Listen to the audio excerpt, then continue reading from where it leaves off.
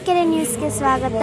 ಇತ್ತೀಚೆಗೆ ತುರುವೇಕೆರೆ ತಾಲೂಕಿನಲ್ಲಿ ಚಿರತೆ ಹಾವಳಿ ಹೆಚ್ಚಾದ ಕಾರಣ ಎಲ್ಲ ಅಧಿಕಾರಿ ಮತ್ತು ಸಿಬ್ಬಂದಿಗಳ ಸಭೆ ಕರೆದ ತಾಲೂಕು ದಂಡಾಧಿಕಾರಿ ಅಹಮದ್. ಈ ಸಂದರ್ಭದಲ್ಲಿ ಕುಡಿಯುವ ನೀರು ಪ್ರತಿ 15 ದಿನಕ್ಕೊಮ್ಮೆ ತಪಾಸಣೆ ನಡೆಸಿ ವರದಿ ನೀಡುವಂತೆ ಅಧಿಕಾರಿಗಳಿಗೆ ಸೂಚನೆ ನೀಡಿದರು. ಈ ಸಂದರ್ಭದಲ್ಲಿ ದಂಡಾಧಿಕಾರಿ ಅಹಮದ್ ಹಾಗೂ ಇಒ ಅನಂತರಾಜಯ್ಯ ಹಾಗೂ ಅಧಿಕಾರಿ ಮತ್ತು ಸಿಬ್ಬಂದಿ ಹಾಜರಾದರು.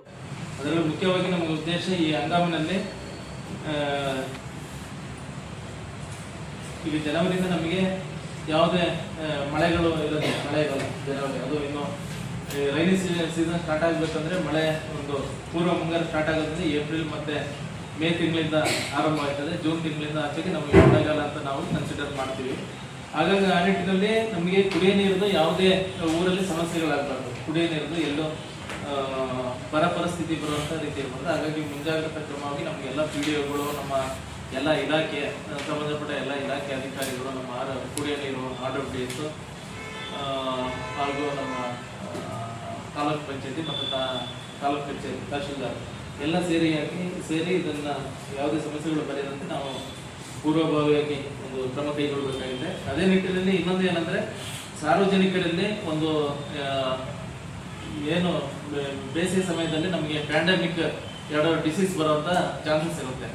ಅಂದರೆ ಇದು ಸಾಂಕ್ರಾಮಿಕ ರೋಗಗಳು. ಅದರಿಂದ ಜನಗಳಿಗೆ ಅವ್ರದ್ದು ಆರೋಗ್ಯದ ಮೇಲೆ ಪರಿಣಾಮ ಬೀರ್ತದೆ. ಹಾಗಾಗಿ ಶುದ್ಧವಾದ ಕುಡಿಯುವ ನೀರನ್ನ ಅವ್ರನ್ನ ಪೂರೈಕೆ ಮಾಡಿಸ್ಬೇಕು. ಇದು ಎಲ್ಲೆಲ್ಲಿ ಅಂದರೆ ಗ್ರಾಮದಲ್ಲಿ, ಊರ ಚಾವಡಿಗಳಲ್ಲಿ ಮತ್ತು ದೇವಸ್ಥಾನ ಯಾವುದೋ ಹಬ್ಬ ಹರಿದಿನಗಳು ಬರುತ್ತೆ ಅಲ್ಲೂ ಕೂಡ ಒಂದು ಜಾಗೃತಿಯಾದಂಥ ಕಾರ್ಯಕ್ರಮಗಳನ್ನು ಮಾಡಬೇಕು. ಮತ್ತೆ ಏನೋ ಸ್ಥಳೀಯ ಸಂಸ್ಥೆಗಳು ಏನಿದೆ, ಪಟ್ಟಣ ಪಂಚಾಯತಿ ಮತ್ತು ನಮ್ಮ ಎಲ್ಲ ಪಂಚಾಯತಿ ಕಚೇರಿಗಳು, ಗ್ರಾಮ ಪಂಚಾಯತಿ, ಇದೆಲ್ಲ ಏನು ಪೀರಿಯಡಿಕಲಿ ಮಂತ್ಲಿ 3 ಟೈಮ್ಸ್ ವೀಕ್ಲಿ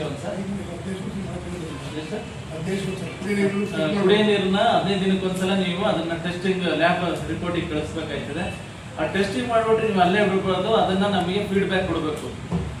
ಏನಾಗಿದೆ, ಅದು ಯಾವ ರೀತಿ ಇದನ್ನ ಕೊಟ್ಟಿದ್ದಾರೆ, ಸ್ಟೇಟಸ್ ಏನು ಅಂತೇಳಿ ನಮಗೆ ಲ್ಯಾಬ್ ರಿಪೋರ್ಟ್ ನಮಗೆ ನೀವು ಡಿಸ್ಕಸ್ ಮಾಡಬೇಕು. ನಾನು ಮತ್ತೆ ಇಒ ಇರ್ತೀನಿ. ಏನಾದ್ರು ಅಗತ್ಯತೆ ಏನಾದ್ರು ಕೊರತೆಗಳು ಕಂಡು ಬಂದರೆ ಇಮಿಡಿಯೇಟ್ ಆಗಿ ನಾವು ಅದನ್ನ ಕ್ರಮ ಕೈಗೊಳ್ತೀವಿ.